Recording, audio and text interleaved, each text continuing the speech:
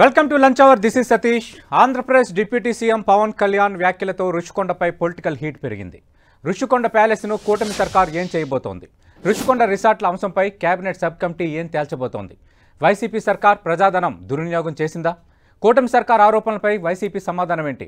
చర్చిద్దాం ఇవాల్టి lunch hour డిబేట్లో. మనతో పాటు పాల్గొంటున్నారు సీనియర్ పొలిటీషియన్, మాజీ శాసనమండలి సభ్యులు ద్వారపురెడ్డి జగదీష్ గారు తెలుగుదేశం పార్టీ నుంచి, అలాగే వైఎస్ఆర్ కాంగ్రెస్ పార్టీ నుంచి మాజీ కార్పొరేషన్ చైర్మన్, ప్రస్తుతం అధికార ప్రతినిధిగా ఉన్న కొండా రాజీవ్ గారు డిబేట్లో జాయిన్ అవుతున్నారు. డిబేట్లోకి వెళ్లే ముందు నిన్న రుషికొండ ప్యాలెస్ సందర్శించిన తర్వాత ఆంధ్రప్రదేశ్ డిప్యూటీ సీఎం పవన్ కళ్యాణ్ ఏం మాట్లాడారో ఒకసారి విందాం. 7 కోట్ల ఆదాయం ఉన్న రిసార్ట్స్ని ఓకే మళ్ళీ అదనంగా కొండదొలిచారు. అది ప్రకృతిని డిస్టర్బ్ చేయకుండా దాన్ని బ్యారన్ ల్యాండ్లో కట్టిన ఓల్డ్ రిసార్ట్స్. సో టూరిజం మినిస్ట్రీకి, టూరిజం శాఖకి 7 కోట్ల ఆదాయం వచ్చింది. ఇప్పుడు ఒక్క కరెంటు బిల్లే ₹1 కోటి పైన ఉంది కట్టాల్సింది బకాయిలు. ఏదైనా సరే గవర్నమెంట్ డిపార్ట్మెంట్ బకాయిలు పడితే అది ఈవెన్చువల్గా గవర్నమెంట్ లాస్. ఇది 450 కోట్లు పెట్టాం. కనీసం చిన్నగా ఆలోచించద్దు. 453 కోట్లు కనీసం మనం బ్యాంకు రుణం మనం చేద్దాం అనుకున్నా కూడా అంత చిన్నగా ఆలోచించదు. ఒక ప్రైవేటు వ్యక్తి ఎలా దీని మీద 453 కోట్లు ఒక ప్రైవేట్ వ్యక్తి పెట్టుబడి పెడితే దాని మీద ఎంత ఆదాయం తీస్తాడో అలాంటి ఆదాయ మార్గాన్ని ఎతకారు. అది నా ఫస్ట్ థాట్. దానితోడు ఇది గవర్నమెంట్ ప్రాపర్టీ అని ఉన్నాం. ఇది మనం దీని మీద ఒక కాల్ తీసుకోవాలి. ఎందుకంటే ఒక్కోసారి మనం ఎక్కడో దూరం కూర్చొని మంగళగిరిలో కూర్చొని నిర్ణయాలు తీసుకోవడానికి వాస్తవం. ఇప్పుడు ఉదాహరణకి ఉదాహరణ ఉంది, మనం వెళ్ళి చూస్తే వచ్చే పాలసీ వేరు. దాని నుంచి ఏం పుడతాం మనకు తెలుసు. అలాగే మనం అక్కడ అనేక సార్లు క్యాబినెట్ మీటింగ్లో మనం ప్రస్తావించాం. గౌరవ ముఖ్యమంత్రి గారు కూడా దీని మీద ఇది వెంటనే ఏదో చేయాలి, నష్టపడిపోతుందని చాలా ఆయన కన్సర్న్ కూడా ఏముందంటే పాడైపోతుంది అనేది. ఆయనకి కన్స్ట్రక్షన్ ఇలాంటి నిర్మాణాలు ఆయన పూర్తి అవగాహన ఉంది కాబట్టి ఆయనకున్న అనుభవం ఇది. Right. Deputy CM Pawan Kalyan వ్యాఖ్యల నేపథ్యంలో ఆంధ్రప్రదేశ్ ప్రభుత్వం ఆల్రెడీ ఒక ఉపసంఘాన్ని వేసింది. ఉపసంఘం ఇచ్చే నివేదిక ఆధారంగా రుషికొండను ప్రజలకు ఏ స్థాయిలో వినియోగంలో తేగబోతున్నారు, రుషికొండ భవిష్యత్తు ఏంటనేది నిర్ణయం కాబోతుంది. ఈ మీన్వైల్ టైంలోనే వైసీపీ టీడీపీ మధ్య రుషికొండ ప్యాలెస్ నిన్న డిప్యూటీ సీఎం పవన్ వ్యాఖ్యలపై రాజకీయ రగడ మొదలైంది ఆంధ్రప్రదేశ్లో. కొండా రాజీవ్ గారు, డిప్యూటీ సీఎం పవన్ కళ్యాణ్ చేసిన కామెంట్స్ మీరు చూశారు. అంటే మీ ప్రభుత్వ హయాంలో ప్రజాధనాన్ని దుర్వినియోగం చేశారు. ఆల్రెడీ అక్కడ హరిత రిసార్ట్స్ ఉండి 7 కోట్ల వరకు రాష్ట్ర ప్రభుత్వానికి ఆదాయం సమకూరుస్తుండగా ఇటు ఒక ప్యాలెస్ నిర్మించి ఇప్పుడు ప్రతిగా దాదాపు ఏడాదిలో 1,50,00,000 వరకు పవర్ బిల్స్ చెల్లించాల్సిన పరిస్థితిని వైఎస్ఆర్ కాంగ్రెస్ పార్టీ ప్రభుత్వం ఏర్పరిచింది. ఇది నిన్న డిప్యూటీ సీఎం చేసిన ప్రధాన ఆరోపణ.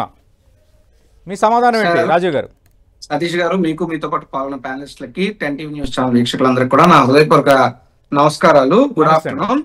మరి ₹1 కోటి అంతవరకు కరెంటు బిల్లు పెండింగ్ బకాయి ఉండిపోయిందని చెప్పి గౌరవ ఉప ముఖ్యమంత్రి వర్యులు పవన్ కళ్యాణ్ గారు చెప్తా ఉన్నారు. మరి అర్జెంట్ గా ఆ బిల్లులు ఏవైతే ఉన్నాయో అన్ని జగన్మోహన్ రెడ్డి గారి ఇంటికి పంపించేయండి. ఎందుకంటే మీరే కదా గతంలో జగన్మోహన్ రెడ్డి ప్యాలెస్, జగన్ ప్యాలెస్ అని ఊగిపోయారు మైకులు పట్టుకుని. మరి ఆ బిల్లు ఇప్పుడు ప్రభుత్వం ఎందుకు కట్టాలా? జగన్ గారి ఇంటికి పంపండి. లేదు ప్రభుత్వం కట్టాలనుకోండి, అవి ప్రభుత్వ భవనాలను ఒప్పుకోండి. గతంలో మీరు చేసినటువంటి దుష్ప్రచారాలు, తప్పుడు మాటలు, రాజకీయాల కోసం ఆ యొక్క భవన నిర్మాణాన్ని మీరు వాడుకున్నారు. ఈ రోజు మళ్ళీ డైవర్షన్ పాలిటిక్స్ కోసం వాడుకుంటున్నారు అన్నటువంటిది వాస్తవం. సార్, ఈ సందర్భంగా నేను కొన్ని ఆధారాలతో మీ ముందుకు రావాలనుకుంటున్నా.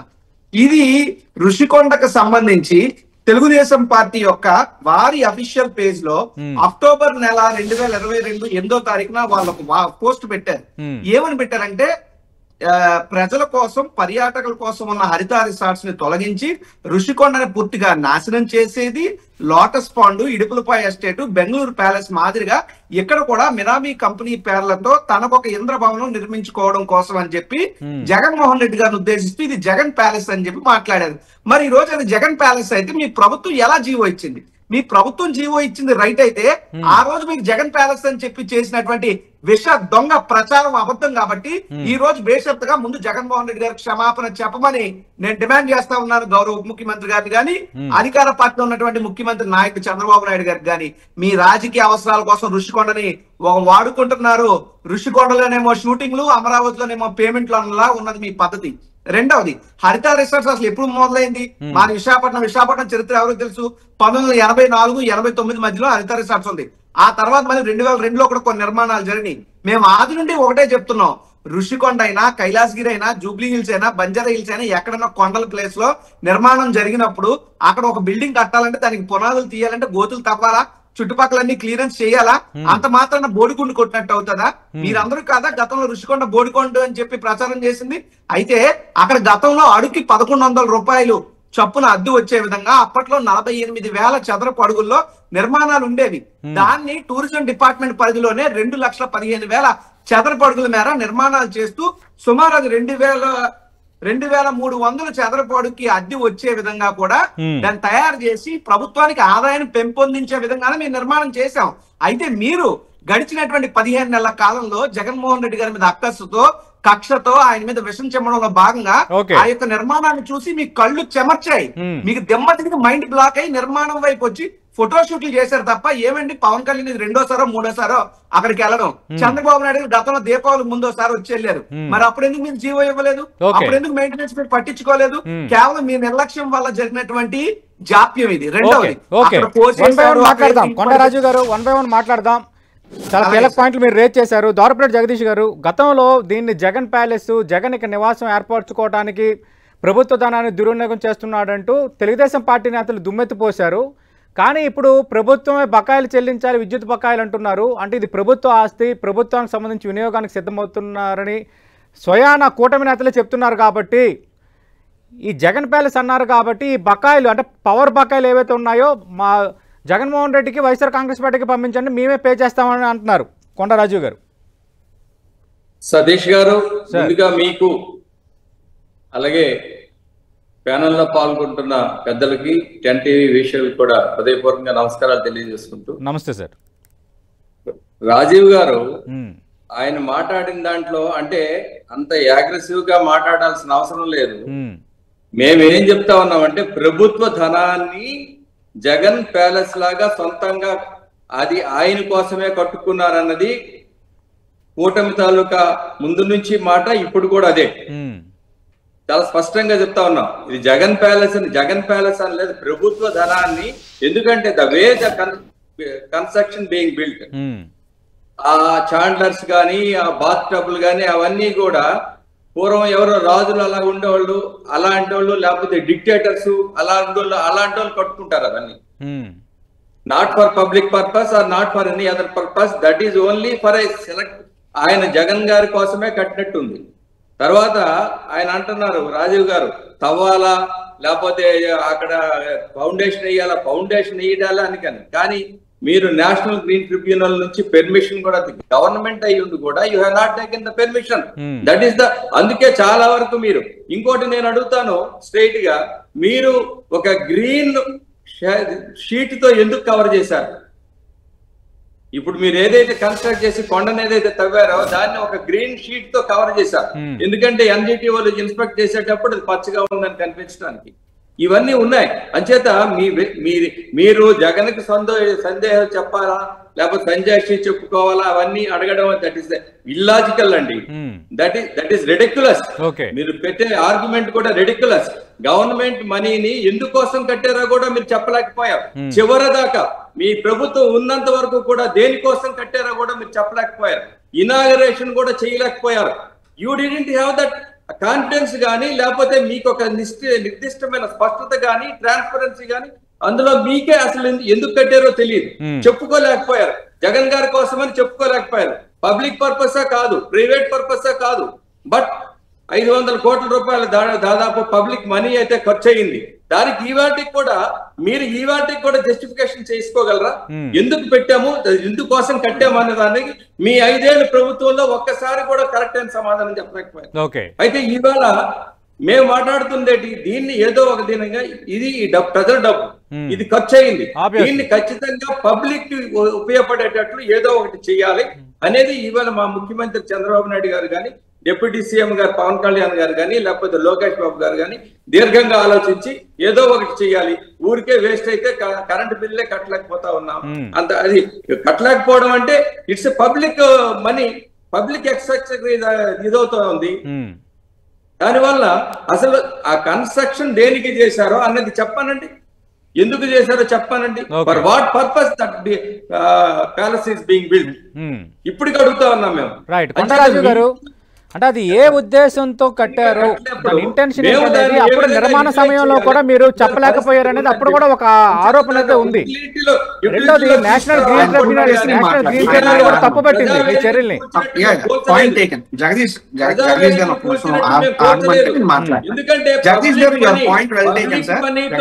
ప్రజల డబ్బుతో కట్టిన దాన్ని ఏదో వాళ్ళకి ఉపయోగించాలి కానీ జగదీష్ గారు ఎవరు చేస్తారో అడుగుదాం. రాజు గారు సార్, జగదీష్ గారు మాట్లాడుతూ మేము గడిచినటువంటి మా పాలనలో దీని మీద అనేకమైనటువంటి విమర్శలు వస్తున్నా కనీసం వివరణ కూడా ఇచ్చుకోలేనటువంటి పరిస్థితుల్లో మేము ఉన్నామని అన్నారు. సరే, జగదీష్ గారు అధికారంలో ఉన్నారు కాబట్టి ఆయన నోటికి ఎలా వచ్చినా మాట్లాడచ్చు. బట్ నేను ప్రతిపక్షంలో ఉన్నాను కాబట్టి నేను మాట్లాడింది పేపర్ ఆధారంగానే మాట్లాడతాను. ఆ రోజు ఆంధ్రప్రదేశ్ ప్రభుత్వం ఫ్యాక్ట్ చెక్ ద్వారా 20/11/2023 కూడా అనేక సార్లు వివరణ ఇచ్చింది ప్రభుత్వం. ఇది టూరిజం పర్పస్ నిర్మిస్తున్నటువంటి భవనాలు. ఏమంటే విశాఖపట్నం ఈ రోజు ఉదాహరణకి మొన్న చంద్రబాబు నాయుడు గారు విశాఖపట్నం అనేక సార్లు వస్తున్నారు. ఎక్కడ ఉన్నారు చంద్రబాబు నాయుడు గారు? గవర్నమెంట్ సర్క్యూట్ హౌస్ అని ఒకటి ఉంది, అందులో ఉండొచ్చు కదా. అందులో మానేసి ఏదో రాజా గారు కుమారుడిలాగా, ఆయనే ఒక పెద్ద మహారాజు లాగా, లోకేష్ గారు ఒక యువరాజు లాగా మీరు వెళ్ళిపోయి రాడిసన్ బ్లూ లోని నోవోటల్ లోని ఎందుకంటే ఉంటున్నారు? ఎందుకంటే 100 కోట్ల రూపాయలు నోవోటల్ కి బిల్స్ కడుతున్నారు. నోవోటల్ బాబులాగా ఉంటది మీకు కట్టింది. దట్ ఈస్ జగన్మోహన్ రెడ్డి గారి నిర్మాణం. మీరు విశాఖపట్నం వచ్చి యోగాంధ్రాన్ని ఏదో పెట్టారు, 350 కోట్లు ఖర్చు పెట్టారు. ఏం చేశారు? పప్పు బెల్లాల్లో పంచులు తినేసి యోగా మేటల కోసం విశాఖపట్నం ప్రజలు దెబ్బలాడుకునే పరిస్థితికి తీసుకొచ్చి విశాఖ నగరం యొక్క ఖ్యాతిని తగ్గించారు. బట్ మేము చేసినటువంటి నిర్మాణం మీ కళ్ళ ముందు కనబడుతుంది. ఎస్, అది టూరిజం డిపార్ట్మెంట్ పరిధి కోసం కట్టాము.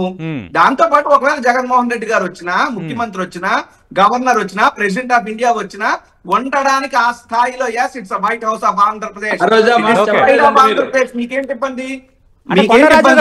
కొండరాజు గారు నోవాటెల్ కి రాడిసన్ బ్లూ కి తలదన్న ఎలా నిర్మించామని చెప్పారు, కానీ నిన్న స్వయంగా డిప్యూటీ సీఎం మొత్తం ఎక్స్ప్లెయిన్ చేశారు. ఆ పెచ్చులు ఎలా ఊడిపోతున్నాయి, పైనుంచి నీరు ఎట్లా కారుతోంది అంటే మరి ఆ స్థాయిలో నిర్మాణాలు చేశారంటే నోవాటెల్ కి తలదన్న నిర్మాణం ఉంటుందా? నో సార్, ఇప్పుడు నేను అందు గురించేనే మీకోసం నేను ఆధారాలు కూడా తీసి పెట్టాను. అంటే ఏ విధంగా క్లియర్ గా రంపంతో కట్ చేసినట్టు.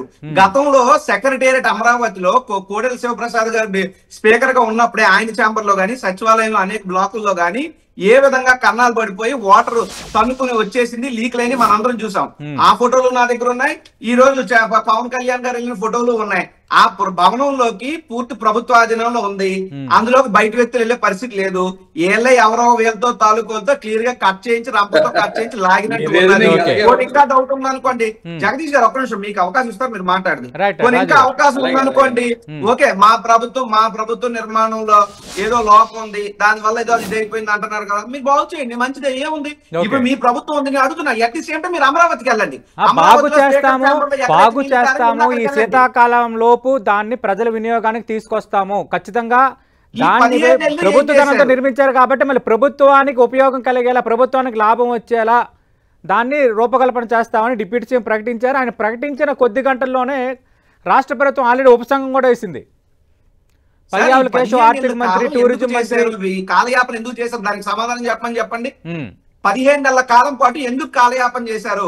2-3 సార్లు విజిట్లు అయిన తర్వాత కూడా ఇప్పుడు వచ్చి కరెంటు బిల్లులు పెండింగ్ ఉండిపోయినాయి అంటే అది దాన్ని పగలగొట్టడం కోసం, ఈ రకంగా ఫోటోషూట్ చేయడం కోసం, ఈ రకంగా పొలిటికల్ డైవర్షన్ కోసం ఒక పక్క సుగాలి ప్రీతి కేసు గానీ, ఇంకా రాష్ట్రంలో ఇతర సమస్యలు గానీ, వీళ్ళ యొక్క హామీల వైఫల్యం గానీ, వీటన్నిటిని కూడా ప్రజల యొక్క ధోరణిని, వైఖరిని మళ్లించేందుకు, దృష్టి మళ్లించేందుకు ఇది ఒక డైవర్షన్ పాలిటిక్స్ వేదికగా చేసుకున్నారు.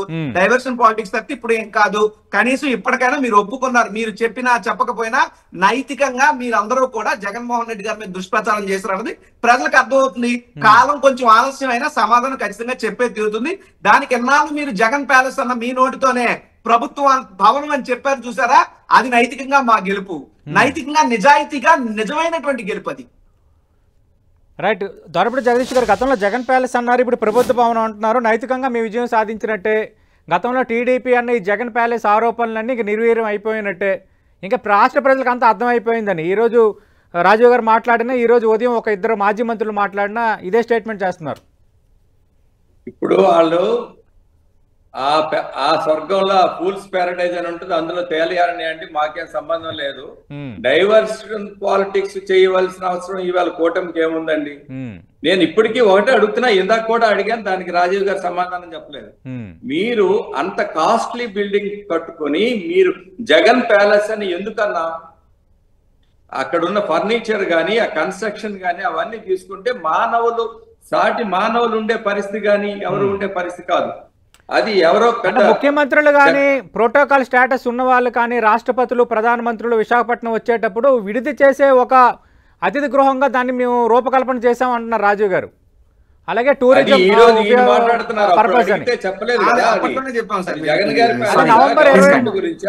నవంబర్ 2023 నవంబర్లో దీనిపై మేము క్లారిటీ కూడా ఇచ్చామంటున్నారు. ఇంకోటి రాజీవ్ గారికి తెలియదేమో, నారా లోకేష్ బాబు గారు వైజాగ్ వస్తే పార్టీ ఆఫీస్ లో ఉంటారు.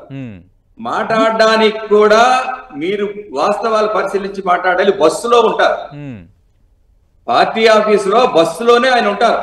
ఇంకెక్కడైనా ఉన్నట్టు నిరూపించమనండి రాజీవ్ గారిని. మా నాయకులు డౌన్ టు ఎర్త్ అండి. వాళ్ళు పెద్ద ప్యాలెస్ అండి, బెంగళూరులో ఒకటి ఉంటుంది, హైదరాబాద్ లో ఉంటుంది, పులివెందుల్లో ఒకటి ఉంటుంది, వైజాగ్ లో ఒకటి ఉండాలండి. అందుకు కట్టుకున్నారండి. అది ఇప్పుడు కాలయాపన చేశారంటున్నారు. అసలు దీన్ని ఏం చెయ్యాలి, ఏ విధంగా యూటిలిటీలో తీసుకురావాలి అని ఆలోచన చేసేయడానికి ఇంత టైం పట్టింది. అసలు ఎలా ఇప్పటికి కూడా ఇవాళ మళ్ళీ గ్రూప్ ఆఫ్ మినిస్టర్స్ కూడా, ఎందుకంటే ఏ విధంగా యూటిలిటీ చేస్తే ఆ కన్స్ట్రక్షన్ చేసిన దానికి జస్టిఫికేషన్ జరిపించాలి ఎలాగన్న దానికి అర్థం కావటం లేదు. ఎందుకంటే గత ప్రభుత్వం కూడా క్లారిటీ ఇవ్వలేదు. ఈ బిల్డింగ్ ఇందుకు కడుతున్నామని ఎక్కడైనా చూపించమనంటే ఇప్పుడు బోర్డు చూపిస్తామంటున్నారు. This building is for this purpose అని ఎక్కడైనా ప్రెస్ స్టేట్మెంట్ కానీ లేకపోతే గవర్నమెంట్ నుంచి అప్పుడున్న గవర్నమెంట్ ఏదైనా ఒక నోటిఫికేషన్ కానీ ఇచ్చారా? ఇవ్వలేదు. ఇక రెండోది యోగాంధ్ర గురించి మాట్లాడితే నేనేం మాట్లాడాలండి? That is a concept. ఆ కాన్సెప్ట్ ఈవేళ హెల్త్ గురించి కానీ పిల్లల డిసిప్లిన్ గురించి కానీ గిన్నీస్ బుక్ అంత దీంట్లో వెళ్ళింది. The concept went up to the whole society, whole nation, whole world.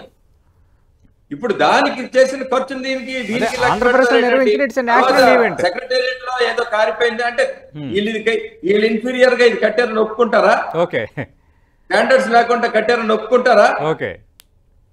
అంచేత వీటన్నిటికీ సమాధానాలు చెప్పానండి. ఎక్కడే ఏమవుతుంది, ఈ రోజు కూడా గవర్నమెంటే కాదండి, నార్మల్ గా ఎవరు కూడా అంత కాస్ట్లీ బిల్డింగ్ ని దేనికోసం వాడాలో అర్థం కావట్లేదు. కొండరాజు గారు అంత కాస్ట్లెస్ బిల్డింగ్ ఎందుకు కట్టుకున్నారు, దానిపైన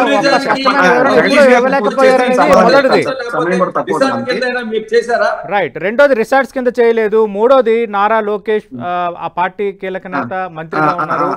వాళ్ళు ఎప్పుడు వచ్చినా కూడా పార్టీ ఆఫీసులోనే ఉంటారు. ఏదో వైఎస్ఆర్ కాంగ్రెస్ పార్టీ చెప్పినంత మాత్రాన అక్కడ ఉన్నారు ఇక్కడ ఉన్నారు అంటే ప్రజలు నమ్మే పరిస్థితి లేదంటున్నారు జగదీష్ గారు. సార్ ఇదంతా ఏమొద్దు కానీ, జగదీష్ గారు తెలుగుదేశం పార్టీ ప్రతినిధి, నేను వైఎస్ఆర్ కాంగ్రెస్ పార్టీ ప్రతినిధి. మేమిద్దరు మా పార్టీలకు అనుగుణంగానే మాట్లాడుతాం. మమ్మల్ని పక్కన పెట్టండి.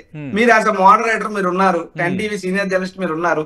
మీరే రైట్ ఇన్ఫర్మేషన్ యాక్ట్ పెట్టి 14 నుండి 19 మధ్యలో గానీ లేదా 24 మొదల నుంచి ఇప్పటి వరకు గానీ 15 నెలల కాలంలో విశాఖపట్నంలో ఉన్నటువంటి నోవోటల్ కి, రాడిసన్ బ్లూ కి ప్రభుత్వం చెల్లించినటువంటి బిల్లులు మీరు తీయండి సార్. దీని మీద ఛాలెంజ్ దేనికైనా రెడీ.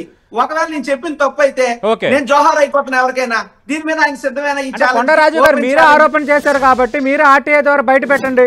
అప్పుడు జగదీష్ గారు సమాధానం చెప్తారు. ఒకవేళ ఆర్టీఐ ద్వారా నేను బయట పెట్టినా ఏమో రాజీవ్ గాంధీ ఎడిట్ చేసేసారని చెప్పి అది జరగదు. అప్పుడు ఆర్టీఐ ద్వారా ఎప్పుడైనా బయటకు ఒక ఫైల్ వచ్చినప్పుడు అది ఆన్లైన్ లో కూడా ఉంటుంది. నేను అదే చెప్తాను, ప్యూర్లీ పబ్లిక్ డాక్యుమెంట్. నాకు అర్థమైంది సార్, నేను చెప్పనివ్వండి. ఓకే ఆర్టీఐ, ఓకే ఇప్పుడు ఆర్టీఐ నేను పెడతాను, నో డౌట్, నేను అడ్వకేట్ నేను పెడతాను కూడా. అయితే ఇంకా బాధ్యత కలిగినటువంటి ముఖ్యమంత్రి కదా నారా చంద్రబాబు నాయుడు గారు, బాధ్యత కలిగినటువంటి ఉప ముఖ్యమంత్రి కదా పవన్ కళ్యాణ్ గారు శ్వేతపత్రం రిలీజ్ చేయమనండి. విశాఖపట్నంలో నోవోటల్కి, రాడిసన్ బ్లూ హోటల్స్ కి ఏళ్ళు అధికారంలోకి వచ్చి 15 నెలలు, గతంలో అధికారంలో 5 ఏళ్లు ఈ మొత్తం కాలానికి ఎంతెంత బిల్లులు చెల్లించారో దమ్ముంటే సత్తా ఉంటే ఉంటే ఛాలెంజ్ శ్వేతపత్రం ఇప్పుడు దాని గురించి డిబేట్ అప్పుడు మాట్లాడుకుందాం. ఓకే అప్పుడు మాట్లాడుకుందాం సార్. జగదీష్ గారు. రైట్ రైట్ ఓకే ఓకే అది మీ రెండు పార్టీల మధ్య డిబేట్ అంశమే కావచ్చు. కానీ ఇప్పుడున్న పరిస్థితుల్లో అంటే ప్రోటోకాల్ కానీ సెక్యూరిటీ కానీ వీటన్నిటి నేపథ్యంలో ముఖ్యమంత్రి లేదా ఉప ముఖ్యమంత్రి, రాష్ట్ర గవర్నరు, ప్రధాని, రాష్ట్రపతి, కేంద్ర మంత్రులు వీళ్ళు సెక్యూరిటీ కూడా కీలకమే కదా రాజీవ్ గారు. సార్ ఇప్పుడు నేను కాదని అంటలేదు. ఇప్పుడు ఇప్పుడు కీలకం కాబట్టే వాళ్ళ స్థాయికి తగ్గట్టో లేదంటే అధునాతనమైనటువంటి పెరుగుతున్నటువంటి విశాఖ మహానగరానికి స్థాయికి తగ్గట్టో మేము నిర్మాణాలు చేసాం. ఆ నిర్మాణాలు మాట అప్పుడు ఎందుకు చెప్పలేదని అడుగుతున్నా రాజీవ్ గారు. ఈ మాట ఎందుకు చెప్పలేదు? ఫ్యూచర్ లో ఎవరైనా పెద్దవాళ్ళు వస్తే ఇక్కడ ఎందుకు చెప్పలేదు? ఎన్టీటీ మొట్టిగా లేచిన తర్వాత రాష్ట్ర వ్యాప్తంగా ఇష్యూ అయిన తర్వాత ఒక్కొక్క మంత్రి ఒక్కొక్క రకంగా ఒక ప్రకటనలు చేసుకుంటూ వచ్చారు. మీరన్నట్టుగా మీరు చెప్పింది ఒక మంత్రి చెప్పారు, మరో మంత్రి ఏమో టూరిజం అన్నారు, మరో మంత్రి మీకే చెప్తున్నా, మరో మంత్రి అసలు దేనికి వాడాలి ఇంకా నిర్ణయం తీసుకోలేదన్నారు. మీ ప్రభుత్వంలో ఉన్న మంత్రులే తలో మాట మాట్లాడారు ఆ సందర్భంలో. సార్ ఇక్కడ ఒక మాట ఖచ్చితంగా మేము ఆ రోజు చెప్పింది ఏంటంటే ప్రభుత్వ రంగ నిర్మాణాలు ఒకటి మా వ్యక్తిగత నిర్మాణాలను ఆరోపణ చేస్తే లేదు ఇవి ప్రభుత్వ భవనాలు ప్రభుత్వ నిర్మాణాలని చెప్పాం. జగన్ ప్యాలెస్ అంటే కాదు బాబు ఇది టూరిజం డిపార్ట్మెంట్ అండర్ లోకి వస్తుందని చెప్పాం. లేదు అంటే పర్మిషన్స్ లేవు అనేది అంటే సిఆర్జెడ్ పర్మిషన్లు ఉన్నాయి, ఏపీసీజెడ్ ఎంఏ పర్మిషన్స్ ఉన్నాయి, అటవీ శాఖ పర్మిషన్స్ ఉన్నాయి, ఫైర్ సేఫ్టీ పర్మిషన్స్ ఉన్నాయి, బిల్డింగ్ ప్లాన్ అప్రూవల్ ఉంది, ఏపీపీసీబీ అప్రూవల్ ఉంది. ఇవన్నీ ఉన్నాయని కూడా ఆ సంబంధిత మంత్రులు ఆ రోజు మాట్లాడుతుంది. అది వాస్తవం. కావాలంటే దగ్గర వీళ్ళే ప్రభుత్వం ఉంది కాబట్టి చూసుకోమని చెప్పండి. అయితే ఆ భవనాలకు సంబంధించి ఆ టైంలో విశాఖపట్నం ఎగ్జిక్యూటివ్ క్యాపిటల్ చేయాలని అనుకున్నప్పుడు జగన్మోహన్ రెడ్డి గారు యాజ్ సీఎం ఇక్కడికి వచ్చి ఆయన క్యాంప్ ఆఫీసు ఆయన యొక్క యంత్రాంగం పని చేయడానికి విశాఖలో ఏ భవనాలు అయితే వీలుగా ఉంటాయో చూడటానికి పరిశీలించడానికి ఒక కమిటీని వేశారు. ఆ కమిటీ విశాఖపట్నంలో ఉన్నటువంటి అనేక ప్రాంతాలు అనేక బిల్డింగ్లు ఇంక్లూడింగ్ మధురవాడ హైటీల్స్ గానీ లేదంటే మిగతా ఇతర అధునాతమైనటువంటి బిల్డింగ్లు కానీ విఎంఆర్డీఏ బిల్డింగ్లు కానీ ఈ యొక్క పర్యాటక భవనాలు టూరిజం డిపార్ట్మెంట్ ఋషికొండ భవనాలు కానీ వీటన్నిటిని కూడా పరిశీలించింది. ఆ పరిశీలనకు వచ్చినప్పుడు దగ్గర నుండి మొదలెట్టారండి జగన్ ప్యాలెస్ మీ జపం ఏది వచ్చి పాచింతకాయ పచ్చలా వాడుతూనే ఉన్నారు. ఈ రోజుకి నిజం ఒప్పుకున్నారు అవి ప్రభుత్వ భవనాలు. అంటే మీరు ఒకవేళ అధికారంలోకి వచ్చి విశాఖపట్నం ఎగ్జిక్యూటివ్ క్యాపిటల్ అయ్యి ఉంటే ఖచ్చితంగా జగన్మోహన్ రెడ్డి అదే ప్యాలెస్ లో ఉండేవారా? సార్ ఇప్పుడు పరిశీలనకు వచ్చారు సార్. అంటే ఇప్పుడు పరిశీలన పుడుతూనే ఎవరన్నా ఆవకాయనం తినేస్తారా? పుడుతూనే ఎవరన్నా పరిగెట్టలు ఒలింపిక్స్ లో గోల్డ్ మెడల్ తెస్తారా? అంత హరిబరి ఎందుకు? మేము ఉండుంటే ఏం జరిగేది అది జరుగుతుంది. టూరిజం డిపార్ట్మెంట్ వాడతాం. లేదు అంటే ఉదాహరణకి హైదరాబాద్ కి మన రాష్ట్రపతి గారు వస్తే హైదరాబాద్ గారికి మన రాష్ట్రపతి గారు వింటర్ సీజన్ లో వస్తారు. మన విశాఖపట్నం కూడా తెచ్చుకుంటాం. అంత అద్భుతమైన భవనాన్ని కట్టాం. ఎందుకు ఉండకూడదు? మీరు 100 కోట్ల బిల్లులు చెల్లించడానికి ప్రైవేట్ వాళ్ళు ఆస్తులు మీరు ఇచ్చేయచ్చా ప్రైవేట్ వాళ్ళకి? అదే 100 కోట్ల ప్రాజెక్ట్ లాగా ఇది ఒక బహుళార్థక ప్రాజెక్ట్ గా మీరిచ్చే డైరెక్షన్ లో కూటమి పనిచేయదు కానీ మీరిచ్చే డైరెక్షన్ లో కూటమి పనిచేయదు కానీ మీరు ఎందుకు కట్టారో అన్న దానికి ఇవాళ మీరు మాట్లాడుతున్నదా ఎవరు వినరండి. గవర్నమెంట్ లో మీరున్నప్పుడు ట్రాన్స్పరెన్సీ లేదు, ఎవరు కూడా ఎందుకు కట్టారో కూడా చెప్పలేదు. ఇప్పుడు మీరేదో అవి పరిశీలించాం హోటల్లో బిల్లుల కన్నా ఏం మీ గవర్నమెంట్ డిపార్ట్మెంట్ చూడండి సార్ బిల్డింగ్ ని వాడుకోవచ్చు అని చెప్పారు ఆ రోజు. అది కూడా చెప్పలేదు. ఆఖరికి రోజా గారు అప్పుడు మంత్రిగా ఉన్నప్పుడు కూడా బిల్డింగ్ లోకి ఓపెనింగ్ వచ్చినప్పుడు కూడా సీక్రెట్ గా వచ్చి కొబ్బరికాయ కొట్టి వెళ్ళిపోయారు. అది పరిస్థితి, ఆ రోజు పరిస్థితి. ఈ ఇమేజిన్ ఆ రోజుల్లో జరిగింది చెప్పండి. ఈ రోజు మీరు కబుర్లు చెప్పకండి. నో హోటల్లో బిల్లులు అయిపోతున్నాయి. యాక్టివిటీ జరిగేటప్పుడు కాన్ఫరెన్స్లు అయ్యేటప్పుడు వైజాగ్ లో అంత ఫెసిలిటీ ఎక్కడ లేనప్పుడు ఖచ్చితంగా హోటల్లో పెడతారు. దాని గురించి మీరు ఇప్పుడు మాట్లాడకండి. మీరు గెలిస్తే కావాలంటే దాని గురించి డిబేట్ పెడతాం. మీరు ఇందాక అన్నారు కదా మా నాయకులు హోటల్లో ఉన్నారని. మా నాయకులు బస్సులో ఉన్నారంటే దానికి సమాధానం లేదు మీ దగ్గర. అప్రిసియేషన్ కూడా కానీ మాకు ప్రజా డబ్బుని మీలాగా దుర్వినియోగం చేసే ఆలోచన అయితే కూటమి ప్రభుత్వంకి ఉండదు. మీరు దుర్వినియోగం చేశారు. దాన్ని ఎందుకు చేశారో కూడా చెప్పలేకపోయారు. No answer for that.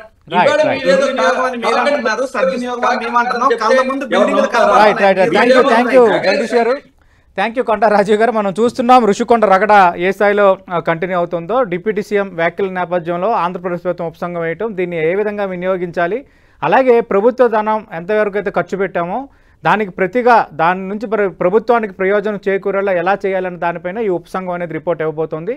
Deputy CM Pawan Kalyan మరో స్టేట్మెంట్ చేశారు. శీతాకాల సమావేశాల్లోగా దీన్ని వినియోగంలోకి తేబోతున్నామని.